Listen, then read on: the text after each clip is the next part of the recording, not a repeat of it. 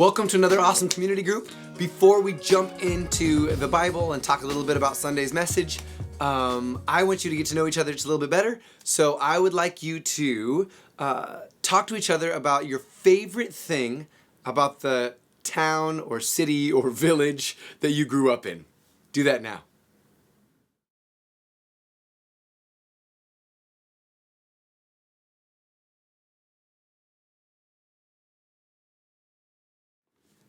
I hope that was fun to get to know each other just a little bit better, where we came from and things that we enjoy. So let's jump into Romans chapter 12, verse 1 and 2. Just two verses this week we went through on Sunday, and it's these transitional verses where Paul is now going from doctrine to duty, or from belief to behavior of Christians, of believers. And so some of my favorite verses, if you've been to the church very long, you've probably heard me teach them in some capacity even before Sunday. But I'm going to read them to you because it's just a couple verses, but I still need to grab your Bible. So grab your Bible. I'll wait for you. I'm waiting. Romans 12, 1 through 2. I'm not waiting any longer. Therefore, I urge you, brothers and sisters, in view of God's mercy, to offer your bodies as a living sacrifice, holy and pleasing to God. This is your true and proper worship. Do not conform to the pattern of this world, but be transformed by the renewing of your mind. Then you'll be able to test and approve what God's will is, His good, pleasing, and perfect will.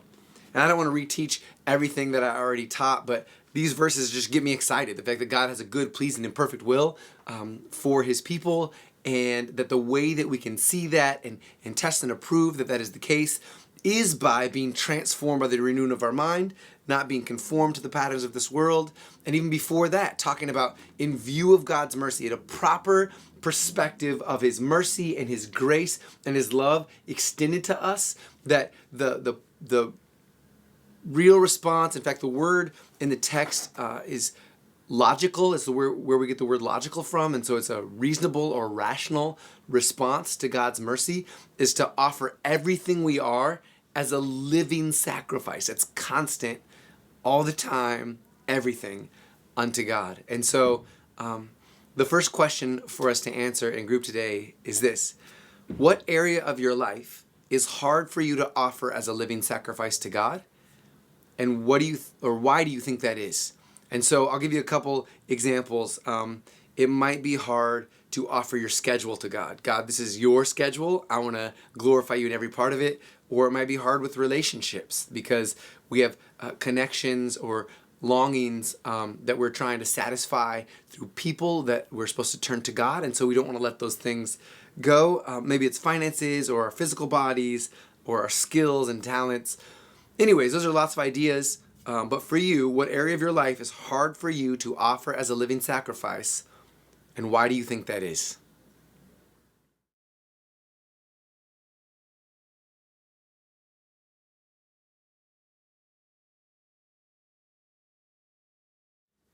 As we saw in Romans 12, verse 2, it says, do not conform to the patterns of this world, but be transformed by the renewing of your mind.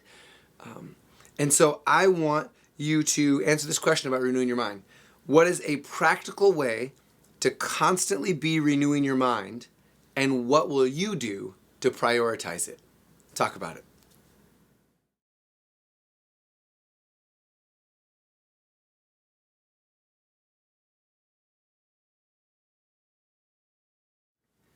I hope you got really specific on what you're personally going to do and what you're going to prioritize to make sure that you're constantly renewing your mind, to be transformed. And I'm just believing for you, praying with you for those things that you decided you're going to do and how you're going to move forward in a new way to most glorify God. And so what I want you to do right now, though, is talk to each other about how you can be praying for each other. Some of the things you just shared are great things to pray about. And then after you pray, close up shop, and we'll see you Sunday.